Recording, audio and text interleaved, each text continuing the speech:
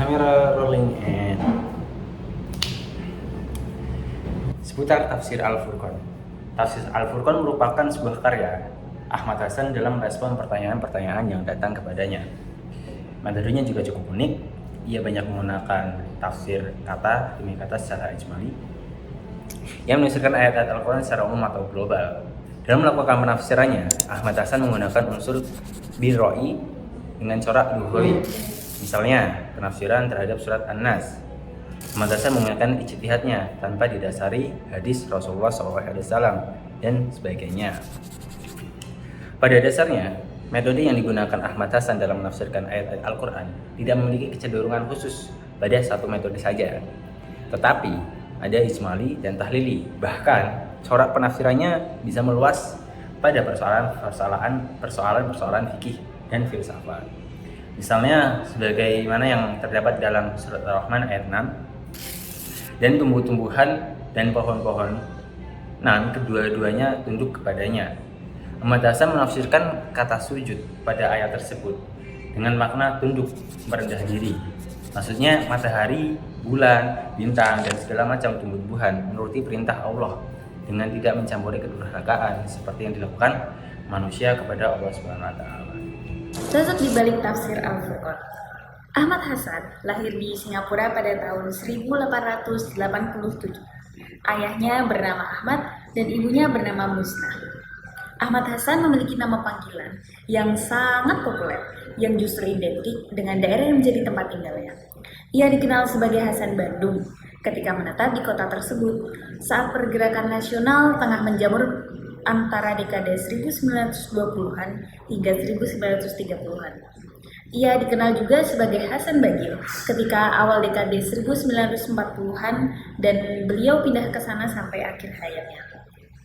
Dalam wacana Islam, nama Ahmad Hasan tentu tidak terlepas dari radikalisme pemikiran Islam. Ia sangat dikenal sebagai pendebat ulung karena logika berpikirnya.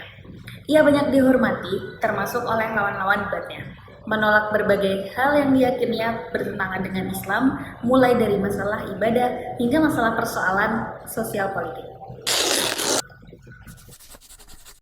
Ketika usia 7 tahun, beliau mulai belajar agama dan lebih khusus belajar mengaji Al-Quran yang diselesaikannya selama 2 tahun.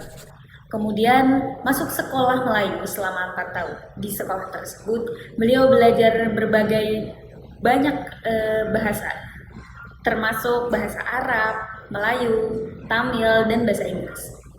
Selanjutnya pada usia 12 tahun, ia sudah bekerja di sebuah toko. Di sela-sela kegiatannya, beliau belajar mengaji pada Haji Ahmad di Bukit Tiung dan Muhammad Thaib, belajar tentang ilmu nahwu dan shorof. Di samping itu juga, ia belajar agama kepada Abdul Latif, seorang yang terkenal di Malaka dan Singapura. Ia juga belajar kepada Syekh Hasan dan Syekh Ibrahim. Pada usia 23 tahun beliau telah selesai belajar mengaji.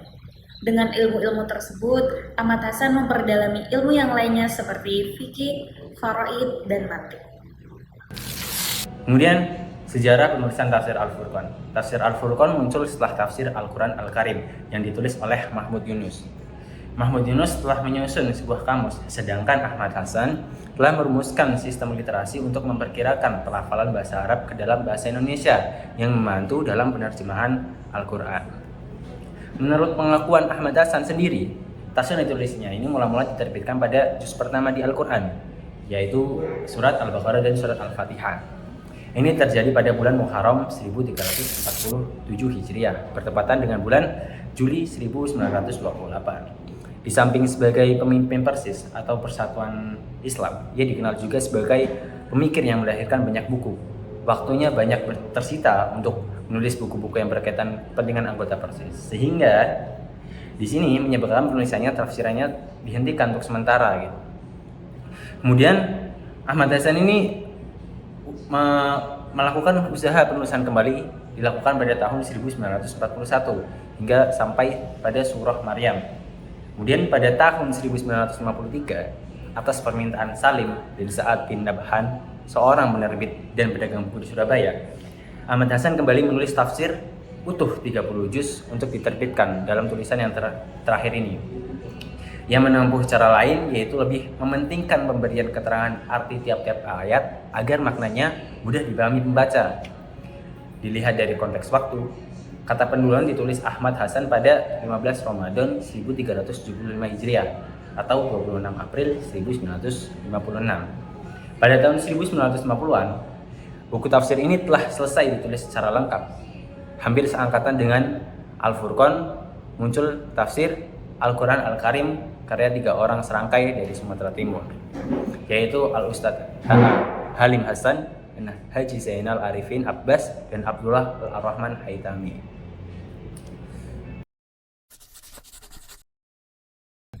Berikut merupakan buku-buku yang dikarang oleh Ahmad Hasan hingga akhir hayatnya. Beberapa di antaranya yaitu ada Tafsir Al-Furqan sendiri yang diterbitkan oleh Dewan Dakwah Islamiyah pada tahun 1950 di Bangil. Lalu ada Ringkasan Islam yang diterbitkan oleh Fa Muslimun pada tahun 1972. Ada Al-Nubuwah yang diterbitkan oleh PT Bina Ilmu pada tahun 1977. Lalu ada Risalah Al-Mazhab yang diterbitkan oleh Persatuan Islam Bagian Pustaka pada tahun 1972. Dan masih banyak lagi buku-buku karangan Ahmad Hasan. Sekilas merupakan seputar Tafsir Al-Furqan karya Ahmad Hasan. Semoga ilmu yang disampaikan bermanfaat bagi kita semua. Terima kasih.